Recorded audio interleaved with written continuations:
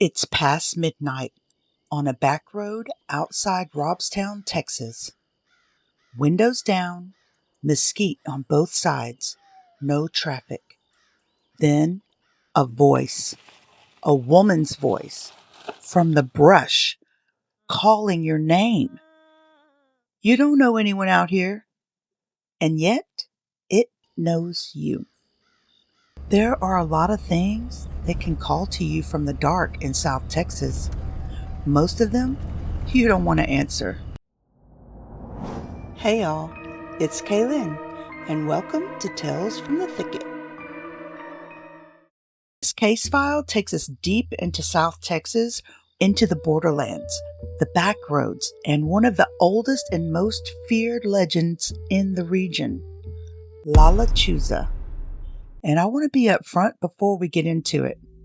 This isn't just a legend heard around the kitchen table.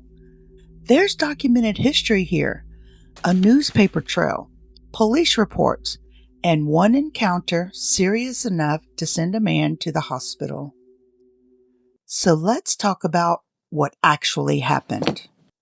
If you ask 10 people in South Texas what Lechuza is, you're going to get 12 answers and at least 3 people making the sign of the cross.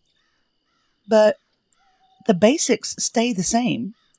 Lechuza is said to appear as a massive owl.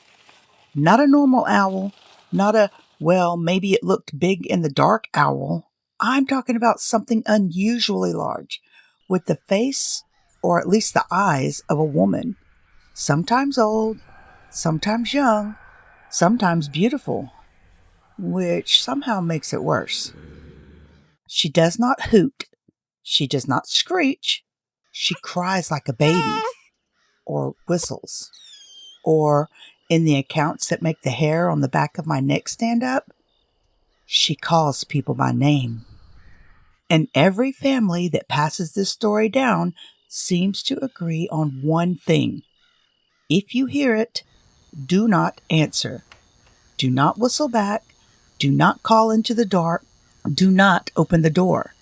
Some families say pray. Some say throw salt. Some say cuss her out and slam the door. But all of them agree on one thing. Do not answer. Now, legends like this don't just pop up because somebody's uncle got spooked by an owl one night. Lechuza runs deep in the Texas-Mexican borderlands and has been passed down for generations. Some versions say she was once a curandera, a woman people went to when medicine failed and prayers felt too slow. But healers have always lived one accusation away from being called witches, haven't they? And in one telling, the townspeople turned on her, blamed her for sickness and misfortune, and put her to death. According to the legend, she came back with wings. Other stories say she chose dark power willingly, that she made some kind of bargain and took this form on purpose. Either way, the result is the same, a winged warning in the South Texas night. And with owls already tied to omens and death in older regional beliefs, this story rooted itself deep.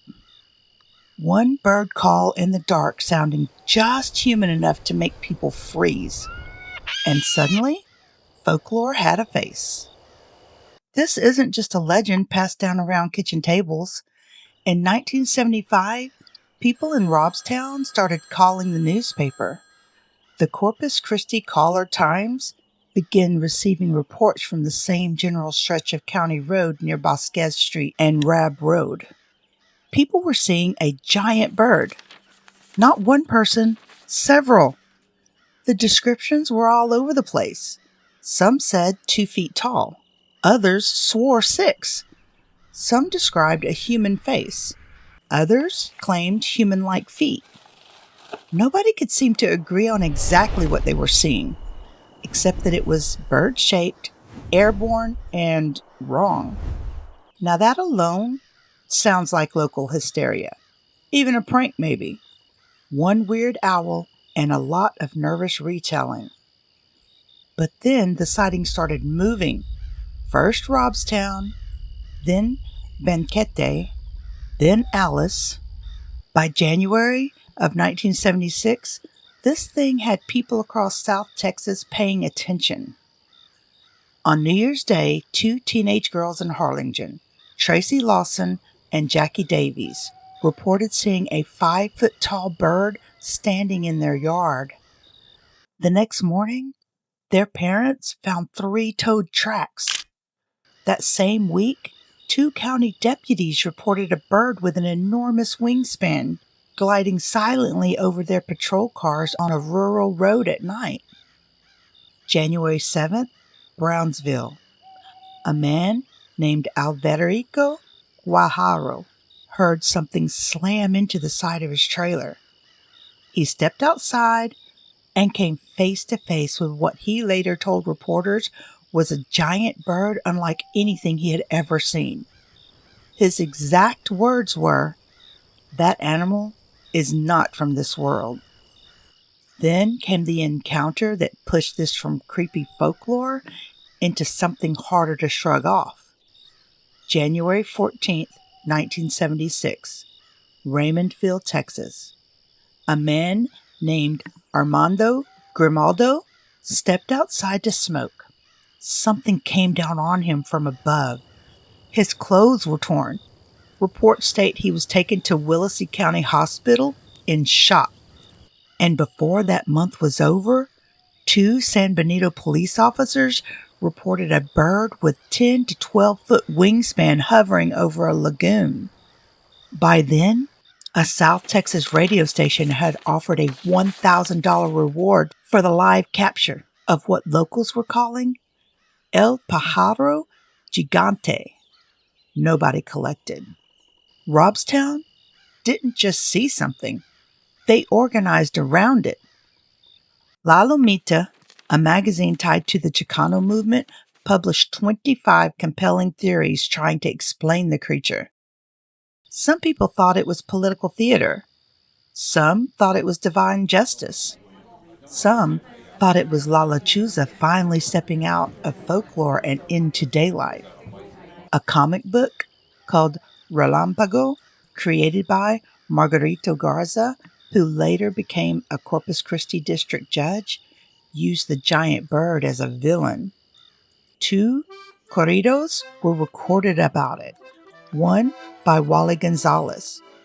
One of them was titled El Pájaro Gigante de Robe, recorded by the South Texas group Los Compañeros de Raúl Ruiz on Freddie Records.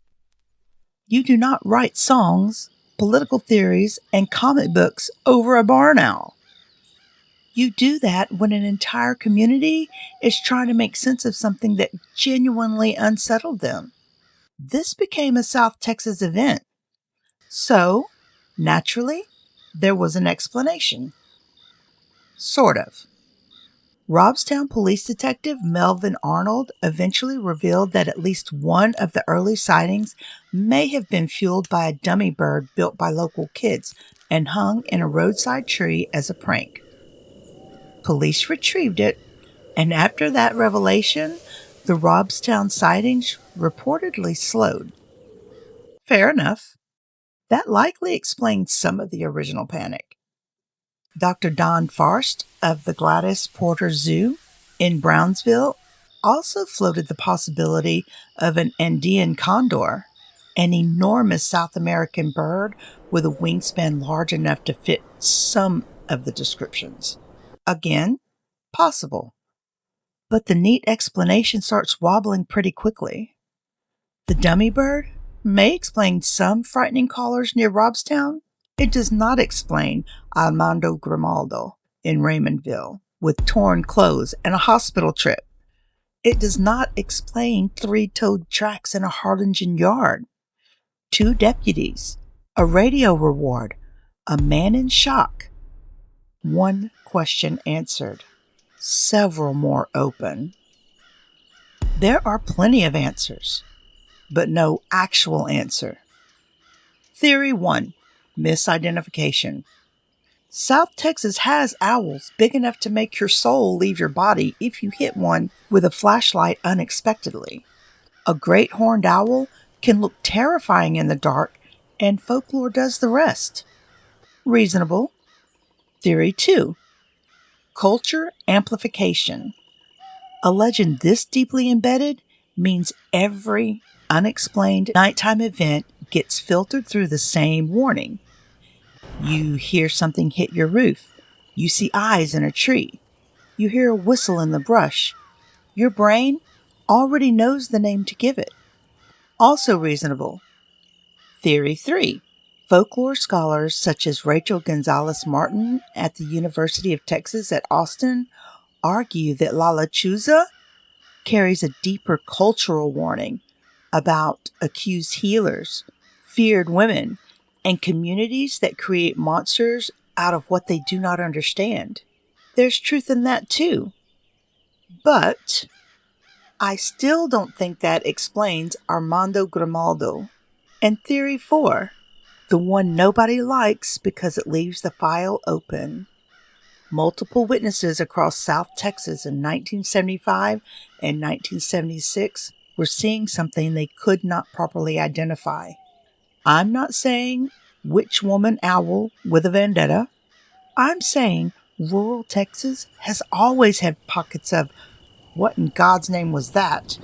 And most of those pockets never fully close. Here's what I keep coming back to. The legend of Lechuza survived because it was useful. Not literally, go check Grab Road for a giant owl, but in the way that all warnings survive. Because the thing being warned against is real, even when the specific shape of it isn't. Don't answer voices that call to you from a place where no one should be. Don't open a door in the middle of the night without knowing what's on the other side. Don't mistake something dangerous for something familiar just because it knows your name. In 1975, something moved through South Texas. It got in the newspaper. It got into police reports. It got one man hospitalized in Willacy County, and a community writing corridos and 25 political theories and a comic book with a superhero to fight it. And then the report stopped. But the legend didn't. Because somewhere in Robstown, in Harlingen, in Raymondville, somebody still knows what they saw. And they're not talking about it anymore. So the next time you find yourself on a back road in South Texas, late, window down, mesquite on both sides, and something from the dark calls your name, keep driving. Don't look, don't answer, and for the love of all things holy, don't whistle back. I'm Kaylin, and this has been Tales from the Thicket. Keep your lanterns lit and your eyes on the shadows.